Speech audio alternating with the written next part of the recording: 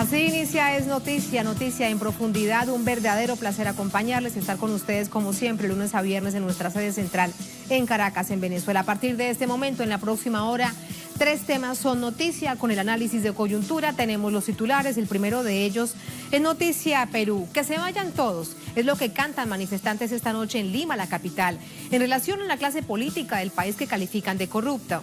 Entre tanto, mientras esto pasa, en el Congreso se debate la vacancia de Pedro Pablo Kuczynski tras su renuncia.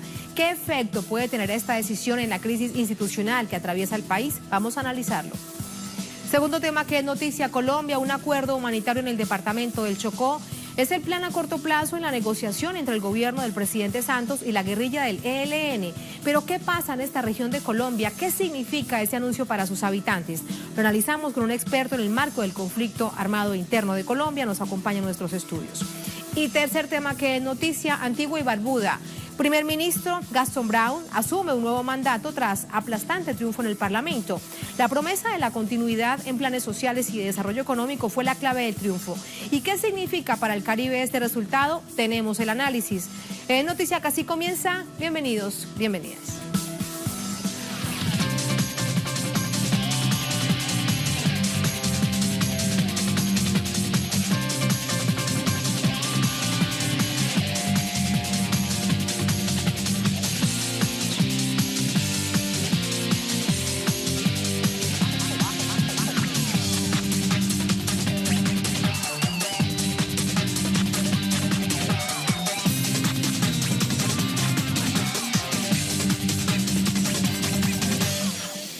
En Noticia Perú, este jueves la Fiscalía solicitó ante un juzgado la prohibición de salida del país para Pedro Pablo Kuczynski, quien la víspera renunció a la presidencia del país.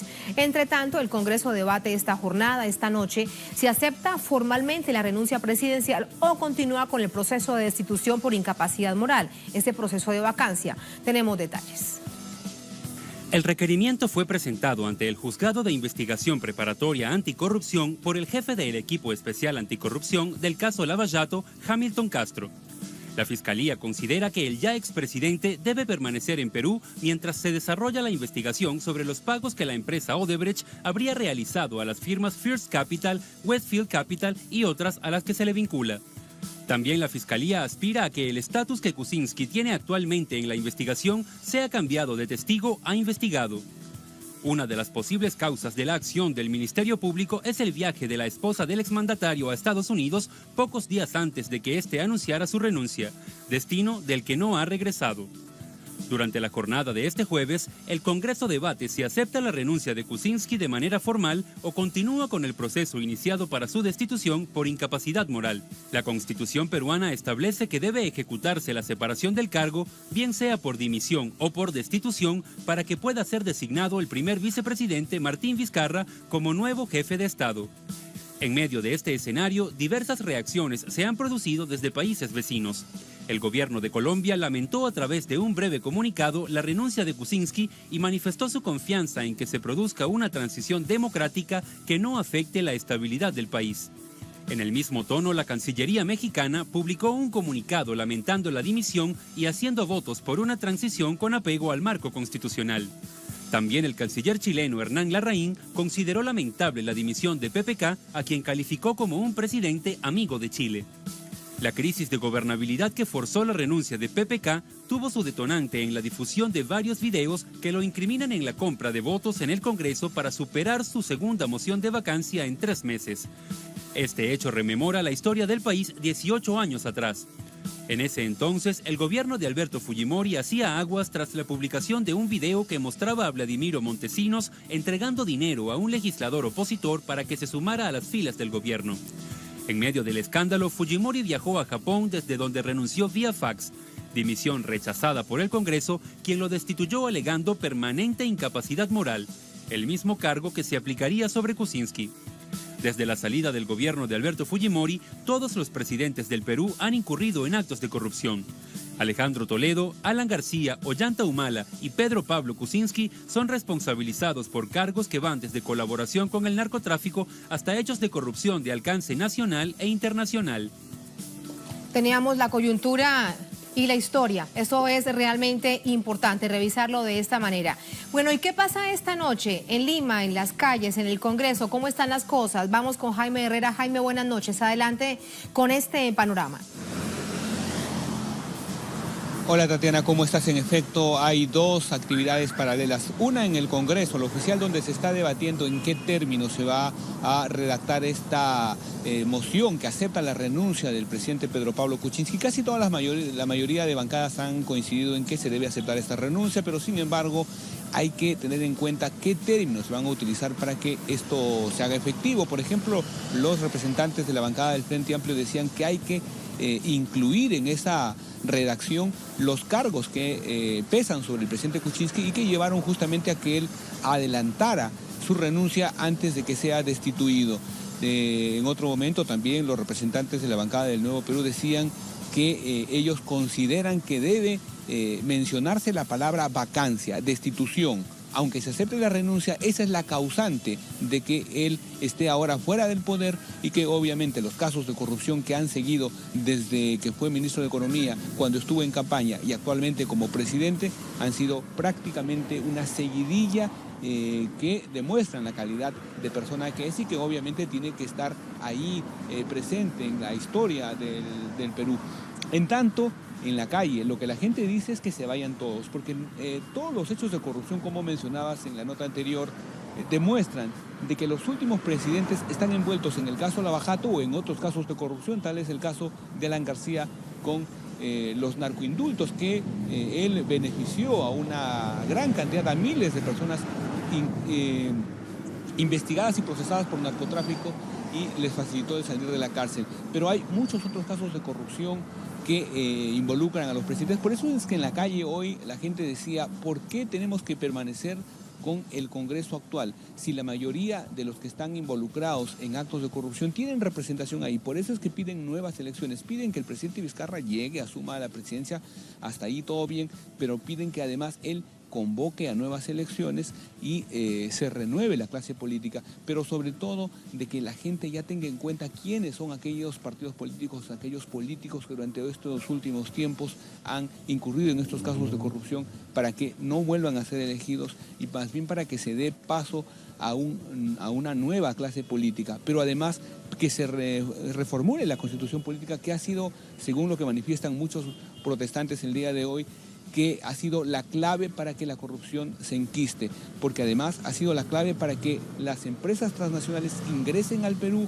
llenen de dinero a quienes les permitían ese ingreso y quienes les permitían extraer los recursos, y sencillamente la población ha seguido pobre y no teniendo acceso a los principales derechos y servicios que necesita, como educación, como salud y como todo lo que un ser humano requiere para poder vivir con dignidad, Tatiana. ¿Y qué pasa con Vizcarra? Se anunciaba la víspera que estaría ya hoy de regreso de Canadá, donde es embajador o donde era embajador, para asumir en próximos días la presidencia del país. ¿Qué ha pasado con él? Tatiana, el vicepresidente Martín Vizcarra ya se encuentra viajando a Lima. Él estaría llegando, según tenemos información, en el transcurso de esta noche o la madrugada de mañana. Sin embargo, él lo que va a tener que hacer es dirigirse de inmediato a la Cancillería de Perú. Ahí va a tener que esperar a que el Congreso de la República apruebe y vote la vacancia o la aceptación de la renuncia de Pedro Pablo Kuczynski, para que automáticamente no haya ni un solo minuto de ausencia de poder y vaya al Congreso de la República, invitado por una comisión de parlamentarios, a juramentar. Luego se tiene previsto que él dé un mensaje a la nación. Esto ya prácticamente ha sido confirmado en vista de las invitaciones que se está haciendo tanto desde el Congreso de la República para esta ceremonia como de Palacio de Gobierno, a donde asistirá. E imaginamos luego tendrá que convocar a sus representantes, a la gente que va a trabajar con él, y va a formar el nuevo gabinete ministerial, que por cierto se están pidiendo también que sea por lo menos un gabinete que tenga representación de distintos sectores y que no solamente sea un grupo de tecnócratas como lo hizo Kuczynski, que sencillamente lo único que demostró era que estaban buscando beneficios para el sector de los empresarios, para los más ricos, como decía la gente hoy en las calles, Tatiana. Así las cosas. Este es el capítulo por hoy. Mañana veremos. Estamos pendientes de la vacancia en el Congreso. Gracias, Jaime. Buenas noches. Allí teníamos a nuestro corresponsal permanente desde la capital, desde Lima. Este es el panorama allí, en esta ciudad suramericana. Vamos ahora con el análisis vía telefónica. Nos acompaña David Velasco, abogado, especialista en Derecho Internacional de los Derechos Humanos, director ejecutivo de la Fundación Ecuménica para el Desarrollo y la Paz, FEDEPAZ. Hola David, buenas noches. ¿Cómo está, señorita Tatiana? Buenas noches. Muy buenas noches. ¿Qué implicaría en caso de que se decida al final de esta jornada la vacancia? No solamente para el presidente Pedro Pablo Kuczynski, sino el mensaje que se le envía a la nación. Bueno, yo creo que nosotros creemos que sería un mensaje muy importante en el sentido de que se habría determinado que el Congreso, en el uso de sus facultades constitucionales, estableció, reitero, que el presidente Kuczynski goza de incapacidad moral permanente y no puede continuar con la presidencia de la República, ¿no? Este tema, que aparentemente puede ser un tema de sutileza, si se acepta la renuncia o le cae la vacancia, ese es realmente un tema muy importante, ¿no? Porque tú le puedes aceptar la renuncia por argumentos que Kuczynski esgrime en sus cartas, que además son argumentos deleznables, incluso casi ofensivos, contra aquellos que han formulado denuncias en su contra, ¿no? Y es muy importante, una cosa es la renuncia, aceptar la renuncia, y otra cosa es vacarlo, ¿no? Entonces, creo que se está buscando una fórmula intermedia, porque lo que se quiere es que se termine ya con este asunto y aceptar la renuncia, pero precisando que hay fundamentos y argumentos para vacarlo y tratar de contestar en la resolución de aceptación de renuncia, tratar de contestar esas diatribas que formuló el todavía presidente renunciante Kuczynski. Sin embargo, realmente suena paradójica si se da realmente, si se toma esta medida, porque quedó bastante claro en el discurso de renuncia del presidente Pedro Pablo Kuczynski que se considera una víctima de la oposición y niega cualquier responsabilidad con un acto de corrupción. Sí, por supuesto, incluso casi se permite decir delincuentes a quienes lo denunciaron, ¿no? Y expresamente lo dice en una locución que hace la noche de ayer, ¿no? Cuando dice no nos vamos a dejar pisar por delincuentes, ¿no? Se llama delincuentes a quienes denuncian los actos de corrupción, ¿no? Entonces, por eso hay un sector importante del Congreso y de la población también que espera la vacancia y no necesariamente la aceptación de renuncia. Y cuando todo esto está sucediendo, en términos políticos, ¿qué pasa en el país? ¿Hay realmente un debate sesudo, me refiero incluso a los medios de comunicación, para revisar la profundidad de la corrupción que hay en la nación? No es solamente este gobierno, lo veíamos en la nota antes de conversar con usted. No, sí, por supuesto. El tema de la corrupción se ha agudizado el debate y los temas que en cuestión desde diciembre, noviembre, cuando se conocieron las primeras documentos y elementos que vinculaban al actual presidente Kuczynski con la corrupción de Odebrecht y de otras empresas brasileñas, que sus empresas habían brindado servicios a Odebrecht, que venía ganando licitaciones mientras él era funcionario público, ministro de Economía y primer ministro, ¿no? En la época de Alejandro Toledo. Entonces, la verdad que en la población hay un debate duro sobre el tema, hay una posición duro contra los que han cometido situaciones de corrupción. El periodismo, bueno, hay un sector que hace un análisis serio y responsable, otro no tanto, ¿no? Pero ya la población está hastiada, ¿no? Y eso es consecuencia, y eso trae como consecuencia que ahora sectores importantes de nuestra sociedad, de nuestra población, pidan no solamente que se vaya Kuczynski, no aceptan ni siquiera la sucesión constitucionalmente establecida a través de los vicepresidentes, ¿no? Sino que dicen que ya de una vez se vayan todos y que se produzca la situación de elecciones generales nuevas. Esto es lo que hemos escuchado durante esta jornada en las calles. De allí la pregunta que viene, el escenario. ¿Asumiría a Vizcarra, vicepresidente, como presidente de la nación? Y lo que se está exigiendo es que llame, que convoque a unas elecciones de manera inmediata.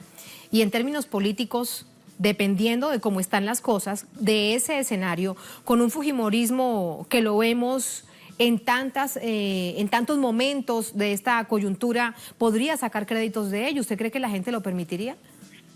No, la gente está hastiada hasta del fujimorismo, ¿no? Yo no creo que el propio fujimorismo, analizando bien sus cosas, pretenda que haya elecciones generales nuevas, porque el pueblo lo va a castigar en el voto, ¿no? O sea, hay una situación aquí muy dura contra el fujimorismo, pero lo que pasa es que constitucionalmente no estaría permitido de que Vizcarra convoque elecciones, no se puede, ¿no? La Constitución establece que tendría que terminar el mandato. Lo que podría suceder es que haya un acuerdo político, como bien dice usted, señorita Tatiana, y las organizaciones representantes en el Parlamento, ¿no? Y otros sectores políticos y gremiales de nuestro país, de Perú, señalen de que ninguno de los vicepresidentes asuman la presidencia, ¿no? Y que los vicepresidentes estén de acuerdo con esa decisión. Con lo cual lo que provocaría sería de que el presidente del Congreso asuma la presidencia y él sí está obligado por la Constitución a llamar a elecciones generales. Esa sería una salida, digamos, coyuntural realista y también desde el punto de vista constitucional correcto.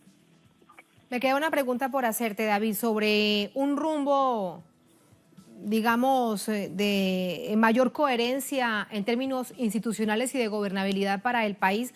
Hay poca expectativa con respecto al vicepresidente, quien asumiría como jefe de Estado. ¿Qué mensaje real podría enviar él para cambiar esta visión ante este nivel de desesperanza que hay en la nación? Bueno, mira, palabras están de más. La gente ya no cree en las palabras, va a tener que ser de hecho, ¿no? Por ejemplo, nombrar eventualmente un gabinete que sea un gabinete político con gente que tenga credenciales democráticas y de respeto de los derechos humanos, por ejemplo, ¿no? Que también tenga experiencia en el tema técnico, ¿no? Puede ser un gabinete mixto, porque el propio vicepresidente Vizcarra, creo que se están olvidando, cayó, ¿no? Tuvo que renunciar como ministro de Transporte porque tuvo una denuncia de aparentes actos de corrupción en el otorgamiento de unas licitaciones para un aeropuerto importante en la ciudad de Cusco, ¿no? Y a él se le cuestionó como que habría beneficiado a unas empresas que estarían vinculados con algunos funcionarios de su sector cuando él era ministro de Transporte. Entonces fue cuestionado, iba a ser censurado, renunció y luego lo mandaron de embajador al Canadá, ¿no? Entonces él mismo tiene serios cuestionamientos también en su honestidad, digamos, ¿no? Entonces el mensaje que él tiene que mandar es un mensaje fáctico, de hecho, real. Nombre un gabinete, ¿no? Y establezca una situación de políticas claras y además remita leyes al Parlamento que promuevan el respeto a valores democráticos, a luchas claras contra la corrupción, ¿no? A la reforma de los partidos políticos, para que ninguna persona que tenga cuestionamientos de lavado de activos, de vinculación con el narcotráfico, pueda ser candidato, pueda pretender tomar una función pública, ¿no? O sea, el 70 o 60%, por ejemplo, de la bancada fujimorista está cuestionada de haber falsificado sus documentos de estudios. Prácticamente ellos solamente siguieron algunos estudios de primaria, pero ni siquiera siguieron la secundaria. Y muchos de ellos tienen títulos profesionales fraguados y está demostrado que así es. Entonces hay que evitar que esa gente, el propio Moisés Mamani, que es el que habría firmado estos videos, etcétera, etcétera, ¿no? Que había grabado los audios. Por ejemplo, le hacían una entrevista el mes pasado, que dónde terminó la secundaria y no se acordaba el nombre del colegio. Donde había estudiado la secundaria, no se acordaba el nombre de los compañeros de estudios. O sea, en realidad tiene razón usted, Tatiana, cuando señala de que hay un sinsabor en la sociedad política, en la sociedad peruana, perdón, en el sentido de que ya están hastiados del tema de la corrupción, ¿no? Por todas esas cosas es que se exige esta noche en las calles, lo hemos visto en la pantalla de Telesur más temprano a través de nuestro corresponsal, que se vayan todos. Ese es el sentir realmente muy claro de la población. Gracias, David, por este análisis. Muy buenas noches. Buenas noches, Tatiana. Muchas gracias. Vamos a la pausa. Antes de eso, miren lo que tenemos en nuestra pantalla, en nuestra multiplataforma. ¿Qué le espera a Martín Vizcarra como presidente de Perú? El primer vicepresidente, Martín Vizcarra, asumirá la presidencia del país tras la renuncia de Pedro Pablo Kuczynski. Liderará una nación con un 75% de desocupación laboral informal, con una ofensiva de sectores de extrema derecha que desean mantenerse en el poder, es lo que ha dicho el sociólogo peruano Nicolás Lynch. Lo que se resquebraja en Perú es el modelo neoliberal, que se muestra corrupto. A Vizcarra le espera un país con los mayores índices de desocupación laboral en la región. Luego de 25 años de neoliberalismo, solo 12% de los peruanos tienen un empleo digno, indicó ese analista, quien se basó en últimos datos publicados por la Organización Internacional del Trabajo. Así que un complejísimo panorama que le espera al vicepresidente y próximo jefe de Estado por lo que queda o por lo que decidan en esta nación los peruanos con la clase política que está en el ojo del huracán. Así nos vamos a la primera pausa en esta emisión de Noticia. Al volver, en Noticia Colombia, un acuerdo humanitario en el departamento del Chocó es el plan a corto plazo en negociación entre el gobierno Santos, la guerrilla del ELN. ¿Qué pasa en esta región de Colombia? ¿Qué significa este anuncio para sus habitantes? Lo analizamos con un experto en materia de conflicto armado colombiano, catedrático universitario, el profesor de Correa Lugo, ya está aquí con nosotros. Vamos con el análisis al volver.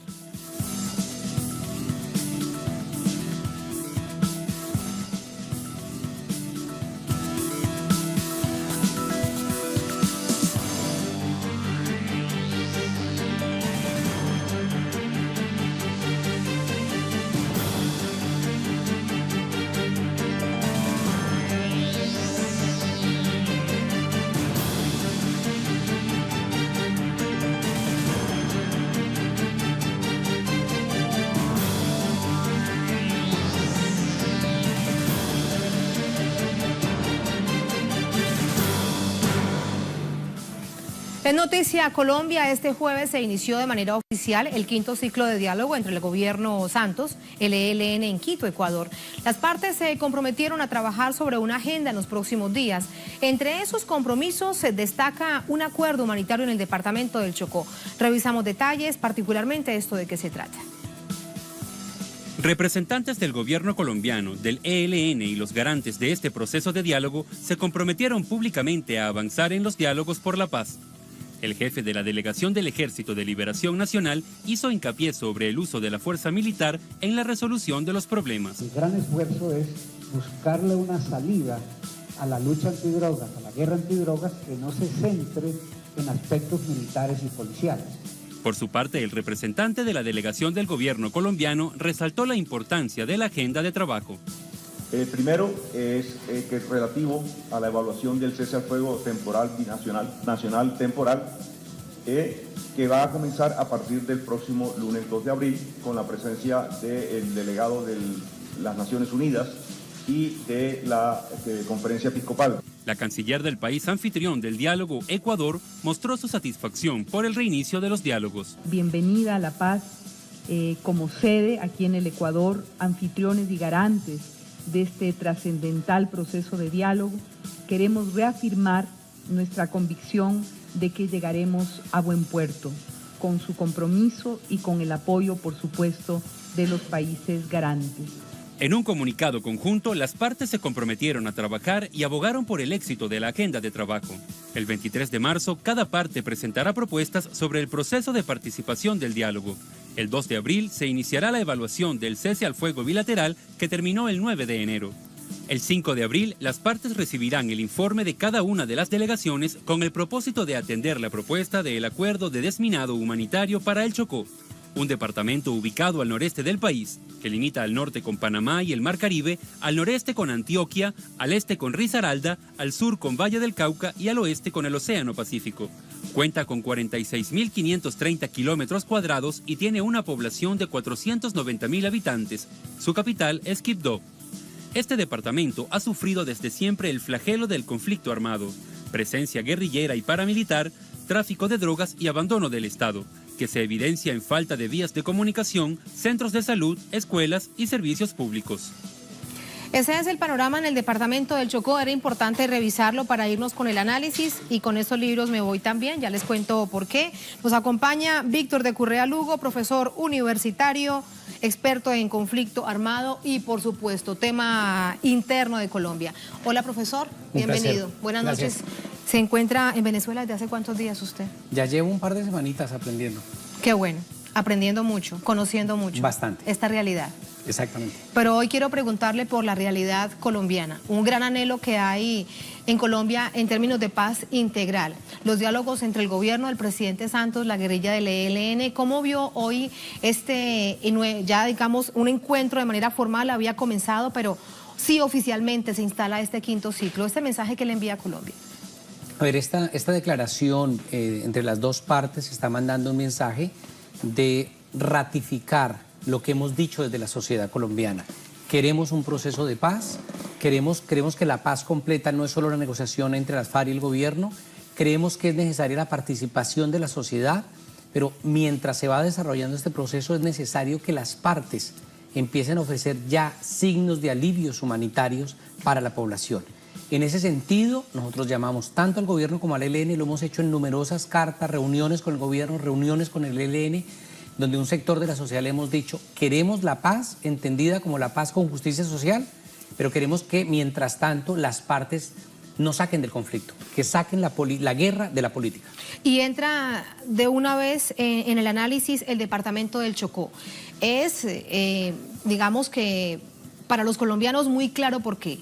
En clave latinoamericana, ¿cómo explicarías por qué el departamento del Chocó como un punto para desescalar el conflicto? A ver, hay regiones del país donde hace una presencia importante el Ejército de Liberación Nacional, como Arauca, Catatumbo, el Cauca, y una de esas regiones es Chocó. Chocó es la región donde están las comunidades negras, una región históricamente abandonada, es la región donde tenemos los mayores índices de mortalidad infantil, donde hay mayor abandono de la presencia del Estado y donde además, por ser un corredor que permite llegar a Panamá, se han ido concentrando grupos paramilitares, grupos de narcotráfico, hace presencia la guerrilla del ELN y también hay la presencia de la fuerza pública.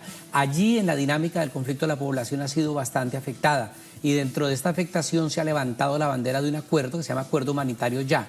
Ahí han confluido comunidades negras, comunidades indígenas, personas de centros poblados, la iglesia, para decirle, y ya hay una propuesta. Entonces lo interesante de esto es que la propuesta es la voz de la comunidad que le dice a las dos partes en la mesa, señores del gobierno, señores del ELN, tenemos una propuesta real. Demuéstrenle al país que ustedes quieren avanzar en los alivios humanitarios. Profesor de Currea, esto realmente es muy interesante porque por primera vez realmente se estará escuchando a la población del departamento del Chocó. Sí, ahora hay una cosa importante, el ELN ha seguido pujando por una mesa que tiene tres patas, no igual de grandes, pero son la delegación del gobierno y del ELN y la sociedad. La participación es el eje central de este proceso de paz.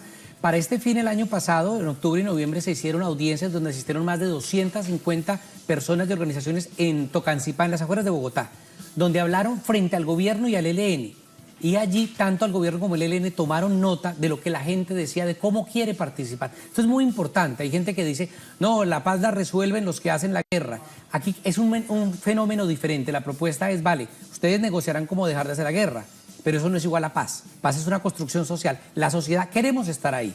Entonces van empresarios, pero van obreros del sector petrolero, van indígenas, van mujeres, van comunidades negras, y todos ellos hacen una lluvia de ideas. Uno de los puntos que hoy se anunció es que el gobierno y el ELN, además de ese acuerdo humanitario del Chocó, va a revisar todo lo que hay en materia de participación para presentarle al país una propuesta. Cómo esa mesa de negociaciones de Quito va a oír a la sociedad. Y en ese sentido, entonces, nos acercamos a una discusión no de cómo acabar la guerra, no de cómo entregar las armas solamente, sino cómo se construye un país diferente. Claro, esto realmente también es muy importante porque en la historia totalmente reciente del país, de Colombia, se tiene la idea de que la participación de la sociedad será como el acuerdo que vimos durante más de 4 años entre el gobierno y las FARC en La Habana, que iban grupos, representantes evidentemente muy visibles, luchadores, pero también se quedó mucha gente por fuera y esa es la realidad. Sí, ahí hay varias cosas. Este ejemplo no será de otra manera. Sí, primero, en Colombia una de las cosas que nosotros solemos decir es el ELN es el ELN y las FARC son las FARC. Entonces el afán de que el ELN tiene que hacer el mismo camino de las FARC es una equivocación. Segundo, el papel de la sociedad en los dos modelos son diferentes. Con eso no quiero criticar el proceso de las FARC ni negar su importancia. Quiero decir, el momento y la naturaleza de las organizaciones coloca a la sociedad en un terreno diferente. Ahí vale la pena aclarar una cosa. La cantidad de incumplimientos que ha hecho el gobierno a la propuesta de las FARC, a la implementación de las FARC, no les han cumplido. La misma Organización de Naciones Unidas dice que solo el 18% de lo acordado se ha venido implementando. Hay cosas que ya no va a cumplir el gobierno, llevan a que el ELN esté reticente para recorrer el mismo camino. Sin embargo, volviendo a la pregunta, que es lo importante es, sí, se plantea un modelo de participación llamativo. No es Filipinas, donde la sociedad acompañó, no es Guatemala, la tercera mesa, es una relación directa de la sociedad. Y allí podemos discutir muchos temas. El tema del servicio militar obligatorio, por ejemplo, pero también el tema de la política mineroenergética. Entonces, la sociedad ayuda a construir esa agenda. como reto es muy importante. Claro, eso genera discusiones sobre qué es la sociedad, por supuesto, de que el ELN nos escuche, de que el gobierno nos tenga en cuenta, todo ese debate. Pero lo fundamental es que el proceso de paz con el ELN, en una frase, sería un ensayo general de un ejercicio de democracia real y directa. De eso se trata. Eso realmente es muy, muy importante porque quedó ese sinsabor, sin duda, en el proceso de diálogo entre el gobierno y las FARC. Volviendo a las comunidades, les decía que tenía varios textos que ha escrito el profesor de Currea. Historias del Sarare, aquí lo tengo, e historias del Catatumbo. Ahora quiero preguntarle algo del Catatumbo también, que parece muy complejo y usted nos va a ayudar pues a dilucidar. Aquí encontramos las historias de las comunidades afectadas por el conflicto. ¿Cuál es su conclusión? Mi conclusión es que primero, para construir historia hay que ir a las fuentes de la historia. Y las fuentes de la historia son ese campesino, esa campesina, ese indígena que está ya en el territorio. Y eso hay que tenerlo en cuenta. No podemos seguir escribiendo historia desde los escritorios de las academias. Hay que ir al terreno, hay que hablar con la gente. Ni de Bogotá. ¿Ah? Ni de Bogotá. Por supuesto. No, si uno está en Bogotá encerrado en una torre de cristal con una biblioteca, eso no es garantía de mucho. Hay que ir a los territorios, hay que ir a las regiones, discutir con ellos, charlar con ellos, tomarse un cafecito colombiano con ellos y a partir de ahí reconocer una historia que no aparece. La segunda cosa es que la situación de las comunidades no es una foto, es una película. Y a veces nos quedamos con la foto y se nos olvida que hay un antes y un después. Y eso es fundamental. Y lo tercero, que la historia de las comunidades va más allá de la guerra. Entonces también hay una historia de amores, de odio, de urbanización, del petróleo, de los sueños que aparece reflejado ahí. Los dos libros tienen una experiencia interesante y es que fueron construidos con la comunidad. Ellos revisaron los textos, ellos lo aprobaron antes de que se publicara. Entonces yo creo que hay un gesto de respeto. De respeto, pero además que cuando hicimos los lanzamientos la gente decía, este libro lo escribí yo. Y eso no es poca cosa. Y también se hablaba de la paz, que es tan complejo en este momento. Sí. Y entro al asunto de los medios de comunicación. Se sigue hablando más de la guerra que de la paz. Desafortunadamente los medios de comunicación en Colombia no han sido del todo justos con la construcción de paz. Entonces con eso nos hemos quedado con un problema. Y es que perdimos el plebiscito. Y perdimos el plebiscito porque en vez de ayudar a explicarle al país que lo que estaba en juego era un modelo de construcción de paz que se discutió en La Habana, donde ni siquiera se tocaba la propiedad privada ni nada, se implementaba la Constitución del 91, así de simple. La derecha recalcitrante y los enemigos de la paz navegaron sobre tres consignas: el castrochavismo, el problema grave, muy grave de que esto iba a quedar en manos de los ateos, y tercero, la ideología de género, que es una cosa que en Colombia lo que llamamos perspectiva de género, la derecha lo vuelve ideología de género, dice el país se lo van a entregar a los homosexuales.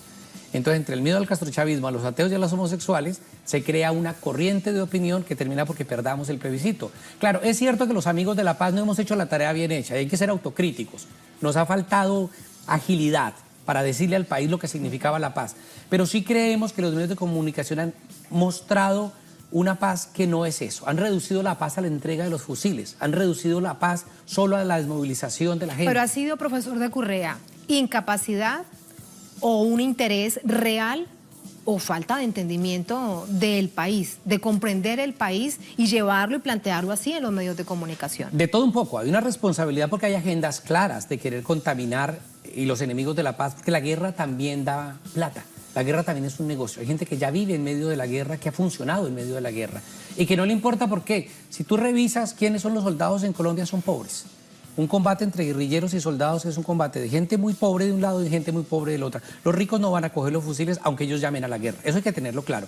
La segunda, insisto, hay una incapacidad nuestra de un sector de la sociedad. Sí, tenemos que ser autocríticos y reconocer que nos hemos equivocado, que nos ha faltado fuerza para decirle al país la construcción de paz. Y lo tercero, que hay las agencias, los principales medios de comunicación de Colombia son finalmente agencias corporativas, son medios privados que obedecen a agendas políticas contrarias a la paz. También esa es la manera de entender por qué para las agencias, las corporaciones hegemónicas en el mundo de medios de comunicación no les interesa la paz, preferían la guerra. Yo creo que el problema de los medios y de la posverdad de la que tanto hablábamos el año pasado sigue siendo una constante. Yo he tenido la posibilidad de trabajar, por ejemplo, en Darfur, en Sudán, durante el genocidio. Y la información que nos llegaba, yo decía, yo no estoy en Darfur, la prensa dice una cosa absolutamente diferente, pero lo he vivido en Colombia. donde se vive una cosa y los medios dicen otra. Esa pelea por recuperar la verdad es una pelea donde la sociedad tenemos grandes retos y no los hemos hecho. Le preguntaba algo que no quiero dejar de plantear y nuestra audiencia además tiene muy buena memoria. Historias del Catatumbo. A propósito del Catatumbo, ¿qué es lo que está pasando? Es una zona ubicada al norte de Santander, hay presencia del Ejército de Liberación Nacional, emiten un comunicado donde dicen que el EPL les ha declarado la guerra. ¿Qué es lo que está pasando allí? A ver, lo primero es que hay un comunicado que salió sobre un supuesto comunicado donde el ELN amenaza de muerte, declara objetivo militar a una periodista. Eso el ELN ya lo ha desmentido diciendo eso no es verdad. Una cosa curiosa es que allí hace presencia el Ejército Popular de Liberación, es cierto, hace presencia el ELN, pero hacen presencia muchos grupos paramilitares, hace presencia el Ejército y hace presencia incluso el Cartel de Sinaloa. O sea, es de una altísima complejidad. Hay cultivos de coca. Y ¿Está confirmado que el Cartel de Sinaloa se encuentra allí? Sí. ¿Controlan el territorio para el narcotráfico? Una parte del territorio. Como también es cierto que hay una pelea por control territorial por parte de estos grupos, como también es cierto que la gente opta por cultivar coca, no porque les guste, sino porque es una economía absolutamente abandonada. Yo he trabajado en el Catatumbo y en estas historias, por ejemplo, uno va a las carreteras y ve la imposibilidad de sacar un producto. Tú cultivas maíz, tú cultivas yuca y te ofrecen una miseria en el mercado. Entonces, es un problema estructural, no es una opción de qué bonito cultivar coca. Es que no hay otra opción. Dentro de eso hay unas agendas militares y políticas haciendo muchísima presión en Catatumbo. El Catatumbo, la Casa del Trueno, que es como lo traducen los indígenas, además es una región muy hermosa porque comparte con la frontera, es parte de la hermandad colombo-venezolana, y allí se está decidiendo también buena parte de lo que es este proceso de paz con el ELN. Bueno, usted nos dice esto con respecto a la gravedad y el abandono de los territorios de la producción campesina, y recuerdo el primer punto de la agenda de diálogo entre el FASFAR y el gobierno Santos, es la reforma rural agraria integral que aún está en veremos. ¿Usted cree que realmente se va a aplicar? Porque campesinos del Catatumbo tienen una gran esperanza que realmente se aplique. Varias cosas. El nombre de reforma rural integral es un nombre pomposo, pero no obedece la realidad. ¿Por qué? Porque no se toca la propiedad de la tierra. Es decir, es muy poco lo que se afecta, se incorporan unas hectáreas, pero realmente la composición de la propiedad de la tierra en Colombia no se toca. Colombia tiene más de la mitad de la tierra colombiana, está en manos del 1.6% de los terratenientes. La concentración de la tierra en unas pocas manos es terrible y es unas causas del conflicto armado. ¿Qué dice el acuerdo de paz donde se le iba a entregar el país a las FARC, dice la derecha? Y lo que uno lee es, vamos a hacer acueductos comunitarios, el Plan Nacional de Electrificación Rural, el Plan Nacional de Salud Rural. Eso no es entregar el país a las FARC, es darle un poquito de justicia social a los campesinos y a los indígenas y a las comunidades negras. El grave problema devolver un poco de deuda histórica. Claro, pero además hay un problema grave y es que eso no se está haciendo. Esos aspectos sociales de la participación, del manejo de los cultivos ilícitos, no se está haciendo. ¿Y qué es lo que se está haciendo? Ha reducido la paz a la entrega de armas por parte de las FARC. Sin embargo, este es un dato importante y yo creo que los televidentes lo tengan en cuenta. Entre el año 2017 y 2018 ya van 282 líderes sociales asesinados. En Colombia asesinan líderes sociales cada día, cada tercer día. Ascancap denuncia que hoy en Antioquia fue asesinado otro líder social. Sí, y el problema grave es que nosotros recibimos información que en Putumayo, en Chocó, estoy mencionando regiones de Colombia, que en Risaralda, que en Boyacá, en Arauca, están matando líderes sociales. Y la responsabilidad del gobierno ha sido tan triste como un ministro de Defensa que esta ley dice, es por líos de faldas, por problemas de mujeres. Hombre, yo creo que en eso hay que ser un poco respetuoso con lo que hay ahí. Y uno dice, ¿dónde está el Estado? Porque además debo decir una cosa que me genera muchísimo dolor como colombiano, y es que desafortunadamente no tenemos un país donde se juzga al Estado por omisión. Entonces creemos que el Estado es responsable solo por lo que hace. No, el Estado es responsable por lo que deja de hacer. Y ese silencio jurídico, investigativo, frente a los asesinatos sistemáticos, es también responsabilidad del Estado colombiano. Claro, me quedan unos minutos, profesor. Este libro en mis manos, el último que usted ha escrito, Historias de Guerra para Tiempos de Paz, el anhelo de paz. ¿Con qué nos encontramos aquí? Este libro es un libro interesante. Yo como periodista he estado entrevistando tanto al gobierno, a los He estado en contacto tanto con la mesa de la delegación del gobierno como con la delegación del Ejército de Liberación Nacional. En el pasado logré entrevistar a los comandantes del ELN y pedí una autorización especial para poder entrevistarlos. Este libro tiene una particularidad, yo no hago preguntas políticas ahí. Les pido que se retiren el discurso y les pregunto cuál es su caminata más larga, cuál fue la última Navidad, cómo fue el tiroteo más doloroso, cómo fue el primer combate, qué pasó cuando un compañero de ustedes fue herido. Y a partir de ahí construyo una historia humana. Hay una frase que dice al comienzo, que dice, ¿quién es mi enemigo? Mi enemigo es aquel cuya historia no conozco. Y es fundamental una cosa, uno negocia con personas, no negocia con monstruos. Esa satanización que se hace de las guerrillas, no vengo de abogado de las guerrillas, vengo a decir una sola cosa, la guerrilla está compuesta por seres humanos. Y solo cuando entendamos que son seres humanos con una agenda política es posible llevar una negociación con dignidad. Este libro, ¿qué busca? Busca aportar a la paz. De hecho, tuve la posibilidad de entregárselo al gobierno, al mismo presidente Santos, a la mano. Y lo que yo les decía es, traten de estudiar cuál es el ELN real. No discutan con el ELN que se inventan en una oficina en Bogotá. Discutan con el ELN que está en Catatumbo, que está en Arauca, que está en Chocó, que está en Cauca. Miren sus agendas. Y que ahora algunos de sus máximos representantes están en Quito. Sí. Con esto lo despido. ¿Usted cómo ha visto ese carómetro? Hablando de colombiano a colombiano, de seres humanos que tienen toda una historia por contarse. Yo creo que Pablo Beltrán y el ELN está hablando en serio. Creo que Gustavo Bell, desde el gobierno, está hablando en serio. Le están apostando a la paz. Pero los problemas de la mesa no están en la mesa ni en las delegaciones. Hay que buscarlo en el poder y en las estructuras de poder de Colombia. El problema no es convencer a Gustavo Bell, a Socorro, a Alberto, que tienen excelente voluntad por parte del gobierno, ni al ELN. No dudo que los comandantes y las comandantes que están allí le están apostando en serio a la paz. Mi preocupación es si el país, si los enemigos de la paz, si el poder real, ese que está metido en las estructuras donde hay la extrema derecha, donde está el paramilitarismo controlando regiones de Colombia, va a permitir que avancemos hacia la paz. Esa es una pregunta aún sin respuesta, porque es muy complejo el escenario. Me quedan muchas preguntas, pero debo despedirlo, profesor. Así es la televisión. Muchísimas gracias. Un placer y muchas gracias. Que regrese siempre. Gracias. Muchas gracias. Regreso con ustedes a la mesa para compartir un poco más de información que tiene todo que ver con algo que ya le preguntaba al profesor de Correa Lugo. Vamos a ver si lo encuentro. Tenía que ver con la situación del Catatumbo. Acá está. ELN recibe declaración de guerra del Ejército Popular de Liberación.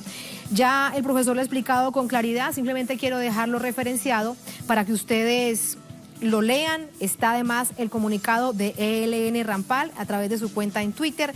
Es un comunicado en el que reveló que recibió una declaración de guerra por parte de esta organización en el Catatumbo norte de Santander. Lo dejo para que lo revisen con detenimiento si es lo que ustedes realmente pues desean, saber un poco más de la complejidad del conflicto armado colombiano. En todo caso, nosotros siempre aquí le hacemos un permanente seguimiento. Así nos vamos a la segunda última pausa en esta emisión de Es Noticia. Al volver, Es Noticia Antigua y Barbuda. Primer ministro Gaston Brown asume un nuevo mandato tras aplastante triunfo en el Parlamento. La promesa de la continuidad en planes sociales de desarrollo económico, lucha contra el cambio climático, es la clave del triunfo. ¿Qué significa esta medida, esta decisión, este triunfo, esta postura del pueblo para el Caribe, ese resultado? Lo analizamos al volver en El Noticia.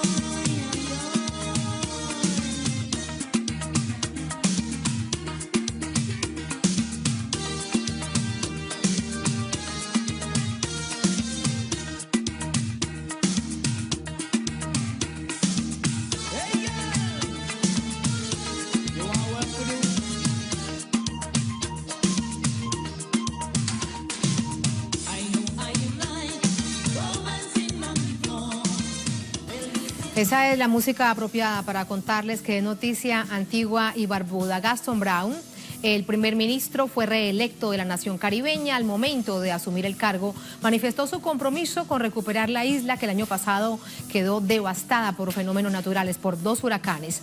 Su mayor apoyo para salir de la crítica situación se vislumbra en mecanismos de integración regional.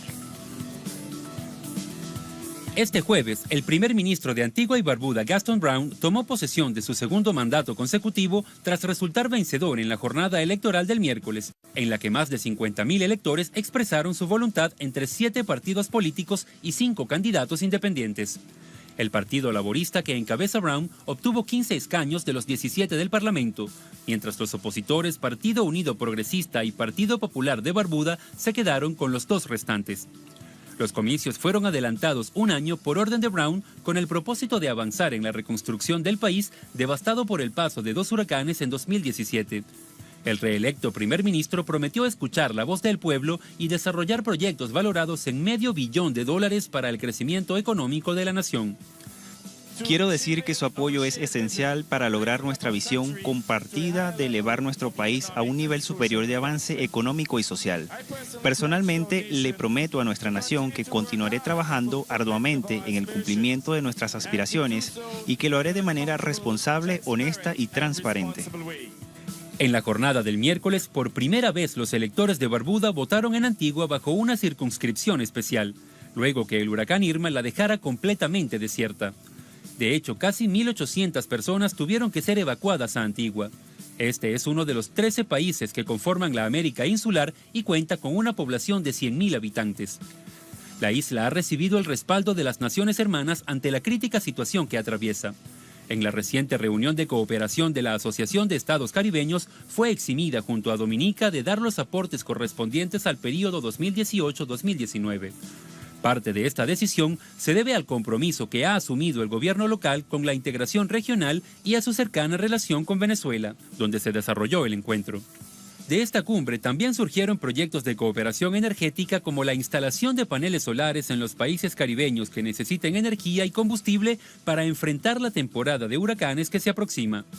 Además, en diciembre del pasado año se dio en Antigua y Barbuda la clausura de la 4ª cumbre de la Comunidad del Caribe, Cuba, donde los gobernantes reafirmaron la importancia de aprovechar el potencial que ofrecen mecanismos como la CELAC, el ALBA y Petrocaribe.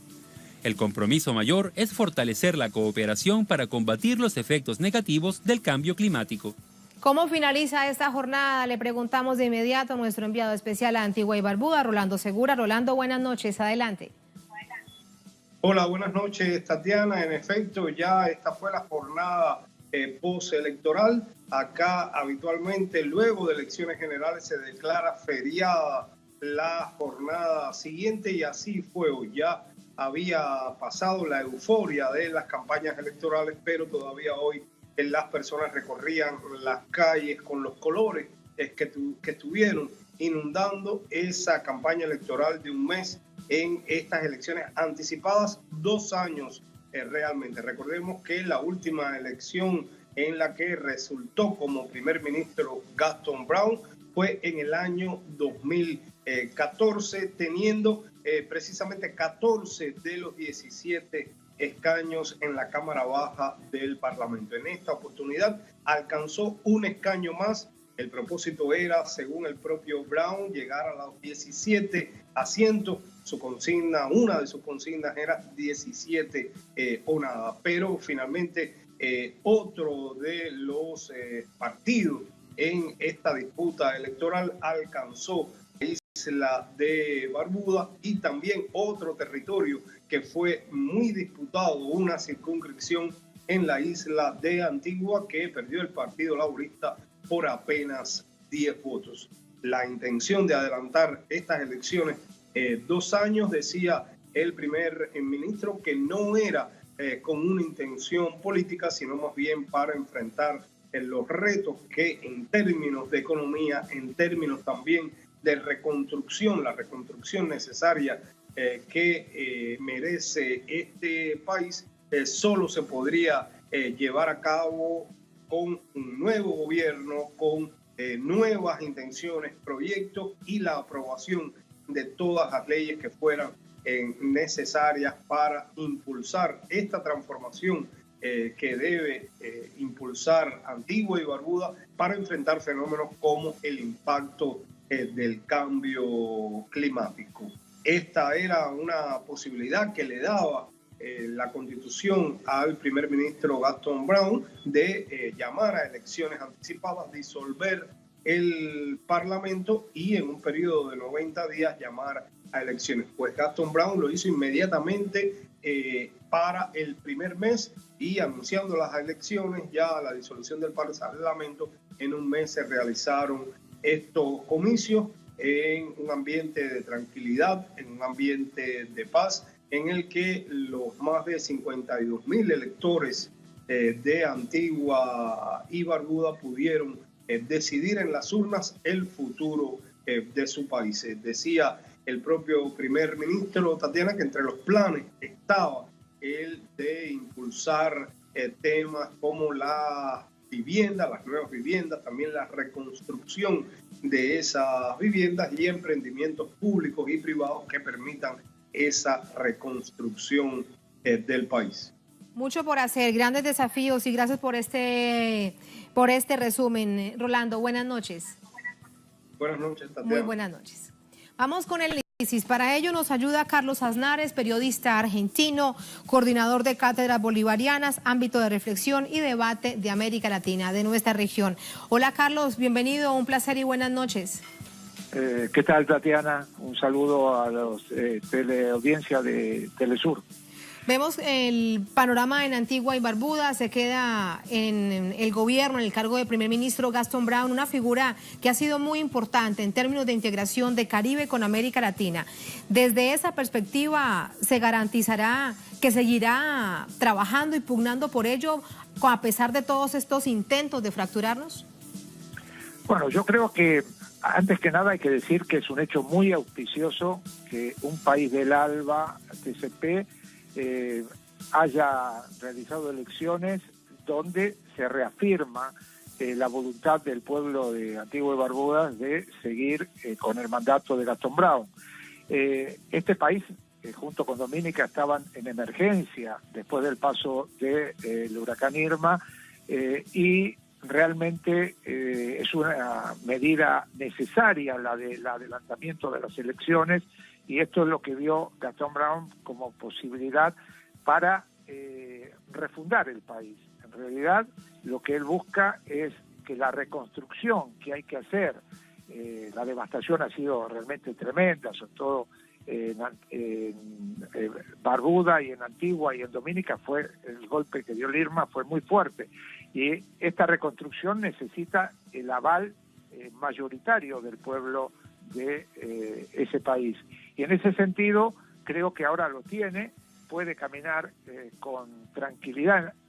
Hay un tema controvertido, Tatiana, que es el tema de tanto Antigua como Barbuda han tenido la propiedad comunal, la propiedad privada de la tierra no existía desde 1834, y ahora en esta nueva idea de reconstrucción, como vive muy fuertemente del turismo, casi el turismo abarca el 60% del Producto Bruto Interno, lo que intenta es que los inversores tengan confianza, y en ese sentido, está planteando revisar esta propiedad comunal y darle posibilidades a la inversión privada para que no pierdan como han perdido con el paso del huracán Irma. Claro, y con respecto a esto, Carlos, permíteme, recuerdo algo que es importante. Ya quedaba planteada el debate, la polémica antes de la campaña, y también estuvo en tiempos de campaña, así que el debate sigue abierto no solamente por una situación coyuntural,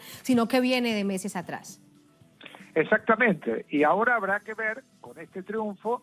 Evidentemente, Gaston Brown se encuentra en mejor posición para plantearle a quienes se veían remisos frente a estas modificaciones, que es casi una necesidad para que, vuelvo a decir, quienes tratan de invertir en turismo, tanto en Antigua como Barbuda, puedan tener ciertos márgenes de seguridad, siempre controlado por el gobierno y también por el Parlamento, para que no haya especulación inmobiliaria como ha habido en otros países.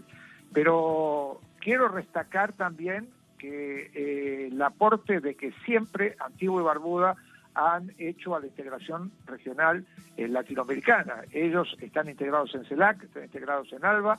Esto es un paso importantísimo que se dio durante el gobierno de Hugo Chávez, y que se mantiene con el gobierno de Nicolás Maduro y tiene una excelente relación con Venezuela, algo que también hay que valorar muchísimo en los tiempos que corren. Por supuesto, en medio de esos intentos de fractura de lo que ya le preguntaba al inicio de nuestra conversación. Carlos, pues un placer escuchar este análisis suyo. Muchas gracias, buenas noches. Gracias a ustedes. Gracias también a ustedes por habernos acompañado. Cerramos esta emisión de Noticias. Nos quedamos en redes sociales, @NoticiaTelesur, @TatianaTelesur. Otro hecho fue noticia esta noche desde Venezuela. Con eso lo dejamos. Hasta mañana.